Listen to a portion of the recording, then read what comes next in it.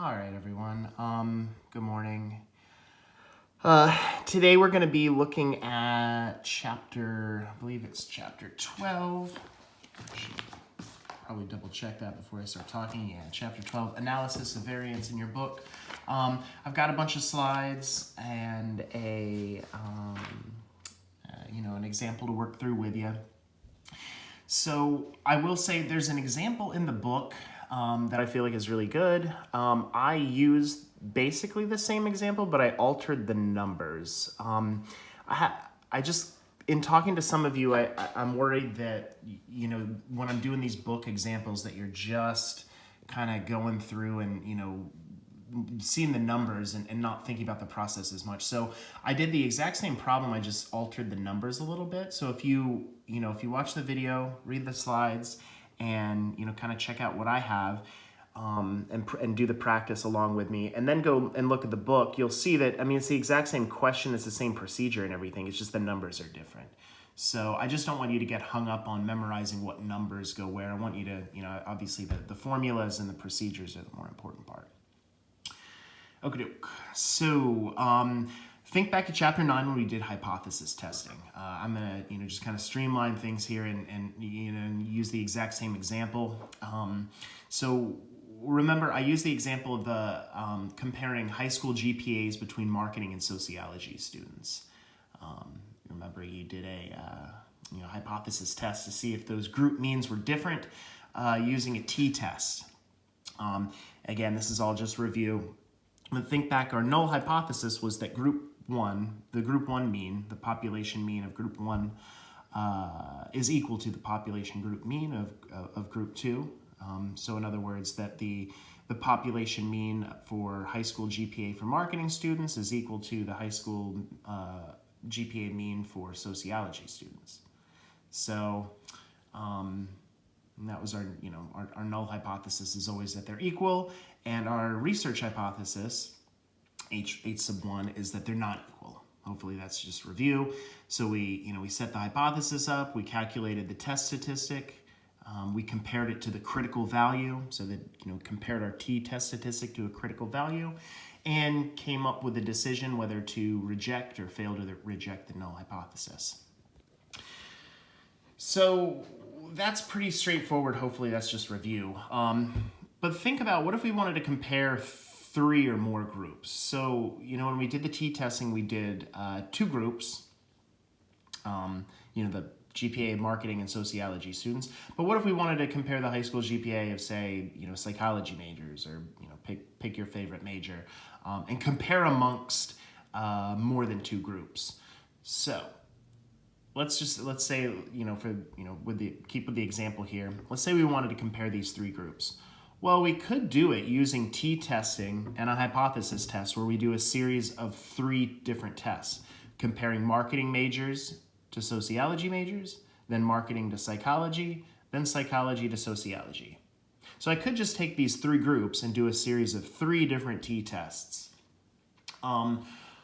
But we don't have to do that, because we could perform what's called an analysis of variance, which is a technique designed to test for significant relationships between 2 variables in 2 or more groups or samples. You can do an analysis of variance with 2 groups, but if you have 2 groups, you can just do a t-test. So it's really reserved for if you're comparing 3 or more groups, but mathematically it'll work with 2 or more groups. Okay. So the t-statistic examined the difference between the 2 means, right? We compared the group mean of sociology majors' GPAs to marketing majors' GPAs. We tested the null hypothesis of no difference. ANOVA uses the exact same logic, except for that we compare among many means. So we can use as many sample means of different groups that we like. And we have a null hypothesis where we're looking for equality among the population means for the different groups. When we reject the null, that means that one of the groups is statistically significant in terms of their variation. So basically, when we did the t-testing for marketing and sociology students, we performed a t-test comparing those 2 groups, and if we rejected the null, that meant that the group means are different. If we failed to reject the null, we didn't, or if our test statistic didn't surpass the critical value, then we failed to reject the null, and we would say that those two group means are the same, that we can't say that the two groups are any different. It's the exact same logic with ANOVA, where we're testing to see, are all the group means the same, or is there one that's different? Is there some kind of variation among the groups? ANOVA is a really powerful tool. It's you see it used a lot in literature. It's a really nice kind of good way to compare among different groups. So, if you're interested in researching differences in either group means or proportions across different groups, then ANOVA is kind of the place to start. But again, it's testing to see, is there a difference between the groups or is there no difference? So the same as before, our null hypothesis is always going to be that the group means are all the same. So there's a couple different forms of ANOVA, and I think, because we're doing this all virtually, I'm just going to stick with the one-way ANOVA. If you're interested and you want to look at the two-way ANOVA, we can chat about it when we get back. But just for now, I think this is the kind of the fundamental stuff. Stick with that and focus on the one-way ANOVA, which is where we look at the one independent variable and one dependent variable. So it all comes back to an independent variable affecting a dependent variable and an outcome stuff. Hopefully you got enough practice with that on the bivariate tables and the chi-squared, and you're feeling comfortable with independent dependent variable stuff. Okay, so to determine whether the differences are significant, ANOVA examines the differences the differences or the variation between the samples, as well as the difference or variation within a single sample. So basically what it's doing is determining whether the variance between samples is larger than the variance within samples. And that sounds like a mouthful, but it's really simple. So if you think about sociology majors, psychology majors, and marketing majors. So if you think about these populations, they're going to have variation within the group, right? There's going to be some sociology majors that have a GPA of 4.0 and some that have a GPA of 3 and some that have anywhere in between. Obviously nobody would have less than a 3.0. But the point is that within these majors, there's differences, right? You could, this psychology major has a high GPA, this psychology major is low, this is in between. So there's variation within the groups, okay? The basic logic of what ANOVA is doing is comparing the within group variation to the between group variation. So we want to see, is there more variation within sociology majors themselves, or is there more variation between the two groups or among the three groups? So, think about just if we took a random sample of sociology majors at Valdosta, and again, we'd find different GPAs. We could calculate a mean, a group mean for sociology majors. We could calculate a group mean for psychology majors and a group mean for marketing majors. And the question becomes, are the differences greater across the different groups, or are the differences greater within the groups themselves? And that's sort of the logic of ANOVA, is we want to see whether the variance between the samples is larger than the variance within samples.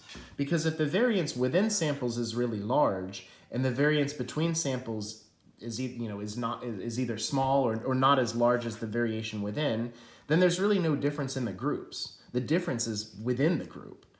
But if there's smaller variations within and larger variations among the groups, then we'd say that, well, there's more between group variation than within. That would mean that the groups are different. If there's more variation just within the group, then probably the groups aren't different. It's just the people who comprise the groups are different. But if we find that the variation between the groups themselves is larger than the variation within the groups, then we could say, well, there is a difference between psych, and marketing majors. So that's what I just said in the last minute would be kind of the so what of all of this. So everything I'm doing will come back to the point of, is there more variation within the group, or is there more variation between the group? And if there's more within, then the groups aren't really different. It's just there's variation in the group. But if there's more variation between the groups than there is within, then the groups are themselves different. And we would say that sociology and marketing are different. Again, that's pretty much everything I'm going to detail from here on out in the example problem. But that's kind of the so what, between variation versus within variation, which one's higher? And we'll just do some calculations to show.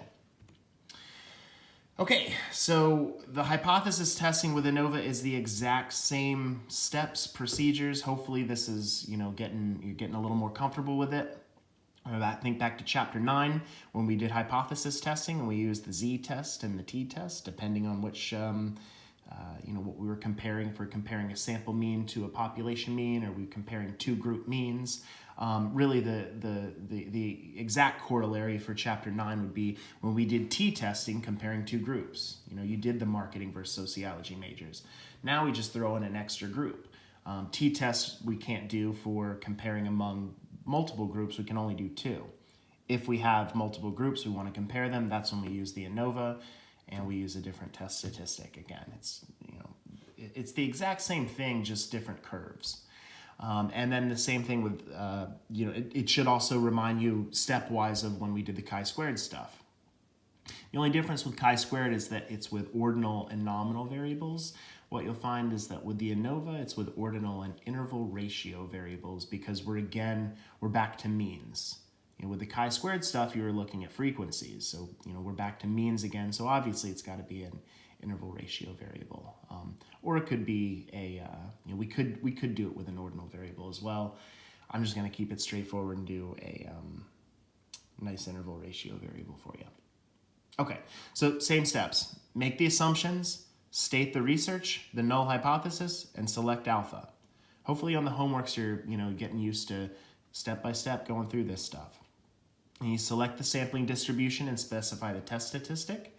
In the case of ANOVA, it's going to be an F distribution and an F test statistic. You'll compute it, you'll calculate it. This is the equation, here's the math work.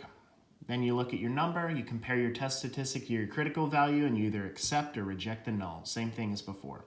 You interpret the results. Okay, so let's go through the assumptions. These should, again, look pretty, there's nothing new here. The first thing is that the samples must be independent and random. So they must be randomly collected and not linked to one another. So if we're comparing marketing, psychology, and sociology majors, those individual groups need to be sampled independently of one another. Meaning that it wouldn't be, so a violation of that would be like if you took a random sample of sociology majors and then asked them all, hey, who's your, do you have any friends who are psychology majors? And then included them in the sample. No, those are not independent. Those two samples are dependent on one another, because the people who, are in your psychology group, are somehow connected to the people in the social group. So again, the samples need to be independently selected at random. The dependent variable, like I mentioned this earlier, needs to be interval ratio or ordinal, because again, we're dealing with proportions and means. Today, I'm just going to stick with the interval ratio, and on the homework and the exam, I'm just going to use an interval ratio variable just because I just want to keep things straightforward. Okay, the population is normally distributed. So that's kind of that's a different one than chi-square. That recalls, that's back to the Z stuff, back when we were doing hypothesis testing. But the population has to have some kind of a normal distribution. So you should be thinking that if you're interested in a variable that's not normally distributed, you're violating an assumption of ANOVA. Hint, hint, there's a way to get around that, but again, just keep it as straightforward as possible. I'm only going to give you normally distributed variables. But just know that's an assumption that ANOVA makes. And lastly, the population variances are approximately equal. That's new. So think about what that means. If we're comparing psych, marketing, sociology, and I don't know why I chose those, but just be consistent, keep going with those guys. If we look at those, that the variation within the groups needs to be about the same. If you have one group that has a lot of spread and one group that has very little spread, you're going to encounter some issues. Again, I'm not going to try and fool you on this. And I've got, let's hold on the example. I'm not gonna throw you any curveballs. Just anything I give you, the variances are gonna be equal, but in the example I show you, so maybe we'll just get to that. Okay, step 2, state the research and null hypothesis. This isn't new. The only difference is that you have multiple groups. So rather than, before when you were doing, when you're doing hypothesis testing, like comparing the 2 group means, you had your null hypothesis was h sub 1 is equal to h sub 0. Your null hypothesis is equal to the mean of group 1 is equal to the mean of group 2. So your null hypothesis would be that the 2 group means were equal. Now we're just adding some more groups in here, and we're saying that all the groups are equal. So the number of means will correspond to the number of groups you're comparing. So if we're comparing, marketing, sociology, and psychology, then we just have 3 group means, just depending. So your null hypothesis will always be that all the group means are equal. And your research hypothesis will be that at least one mean is different from the others. Now, this one's interesting. The ANOVA will only tell you if one of them is different. It won't tell you which one's different, but it'll tell you that there's a group that is different. Now, what you could do is if you when we get to this, you do the example, you work out the problem, you find, go through your steps, you got your null and research hypothesis, you compute the test statistic, you compare it, go through. If you reject the null hypothesis and find that one mean is different than the others, you might want to know which one is the different one. Well, then you just go back and do a series of t-tests. I mean, it'll be pretty obvious because, one mean will look different than the rest. But a way to actually see would be to go back and do a t-test on that. So if you wanted to know which one was different, you can always do that. But all the ANOVA is going to tell you is that one's different. So basically, back to my psychology, marketing, sociology example, if we, our null would be that they're all equal. Our research would be that one's different. We calculate it, compute the test statistic. Let's say we, find something that, is above the, so our test statistic is above the critical value, and then we reject the null. And then we would just say that one of those means is different. So either soc, psych, or marketing, one of them's different than the rest. And we don't know if it's higher or lower or which one it is. Like I said, that's when you go back and you can do a t-test to see which one's different. But if we were comparing the, psych, marketing, sociology, all it would be able to tell us is, are they all the same or is one of them different? That's it. And alpha is the same thing. That's our, kind of our confidence level. The level of probability at which we reject our null. Again, we're going to use 0.05 or 0.01, which corresponds to, we're 95% confident or we're 99% confident. But alpha is the same. There's no difference there. Okay. So here's the example from the book. So let's look. So basically, the example in the book has the number of years of education across different racial and ethnic groups. So your book gives, and like I said, let me clarify right now. I use different numbers here. It's the same. It's the same thing where we're comparing racial and ethnic groups in terms of years of education, but I changed the numbers. So I don't want you to get hung up on memorizing numbers. I want you to see the procedure. So work through the problem with me and then go through the book and see that the numbers are different, but the logic's the exact same. So it's kind of my way of giving you 2 for the price of 1. Okay. So the number of years of education across different racial and ethnic groups. So if we think about it in a general sense, and this is really where I want you to start. We're doing an ANOVA. We're always looking for how the independent variable affects the dependent variable. So you have two variables here. We got one, which is a nominal variable, race, ethnicity. We have another variable that's ordinal, that's interval ratio, years of education. So, I mean, if you think about it in a, just like a big picture sense, does it make any sense for me to say that your race or ethnic group impacts how much education you have?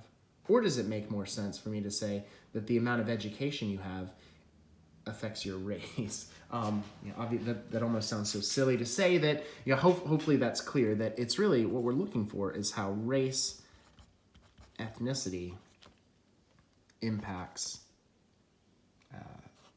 education in years, okay?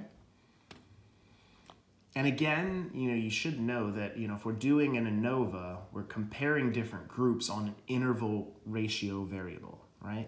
So we're always going to be comparing different groups. It doesn't, maybe freshman, sophomore, junior, senior, maybe people who live in Georgia, people who live in Virginia, people who live in Pennsylvania, name your group. So you're always comparing groups, but you're comparing groups in terms of their means. So, Georgia, Pennsylvania, and Virginia compare the, the group means in age, right? So maybe your hypothesis is that people in southern states are older because, get a lot of retirees. I guess throw Florida in there. That would, kind of make the point, hopefully. But the idea is we're looking at different groups, comparing these different groups on their means. On their means for some kind of dependent variable. So again, like if I was comparing Georgia, Indiana, Georgia, I don't know, Virginia, name your states, and I got the mean age in each of those states, I could compare across the groups to see, do these states have different mean ages, or are they the same? The idea is that you're always going to have groups, and you're always going to have an interval ratio variable, and it's going to be set up such that your group variable is your independent variable, and it affects your dependent outcome, right? It doesn't make any sense for education to affect your age, education to affect your race. But it, we'll have some groundwork as to why we might think that race, ethnicity affects how much education you have. Okay. Okay.